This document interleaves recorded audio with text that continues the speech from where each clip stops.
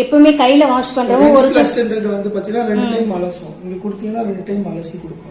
நான் என்ன சொல்றேன்னா, இப்போ வந்து ஸ்ட்ரெயிட்டா பவுடர் போடாம சும்மா ஒரு தடவை பச்சை தண்ணியில அலசிட்டு அதுக்கப்புறம் பவுடர் போடுற மாதிரி, ஒரு 10 செகண்டுக்கு போடுற மாதிரி, 10 நிமிஷத்துக்கு போற மாதிரி ப்ரீ வாஷ் நீங்க கொடுத்தீங்கன்னா ஸ்டார்டிங்ல கொடுத்துடணும். ஓகே, கொடுத்தீங்கன்னா 10 நிமிஷம் தண்ணி அமுக்கியா போகும், ரொட்டேட் ஆகும், அப்புறம் தண்ணி வெளியே போடும், திரும்ப லெஃப்ட் சைடுல லிக்விட் எடுத்து அதுலயே ஸ்ட்ரெயிட்டா பண்ணிக்கலாம்.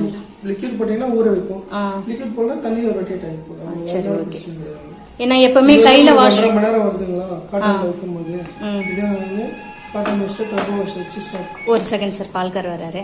1.5 மணி நேரம் காமிச்சிங்களா, இப்போ நீங்கள் டர்போ வாஷ் கொடுக்கணும், அது 1/4 மணி நேரம் கம்மியாகும். Okay okay. வேற ஒன்றுமே இல்லை, 56 மினிட்ஸ்ல உங்களுக்கு ஒர்க் முடிச்சிடும். சப்போஸ் நீங்க சொன்ன மாதிரி உங்களுக்கு அலசின மாதிரி வேணும்னா ப்ரீ வாஷ் கொடுத்துட்டு திருப்பி நீங்க ஸ்டார்ட் பண்ணா அந்த 50 மினிட்ஸ் எக்ஸ்ட்ரா எடுத்துக்கும்.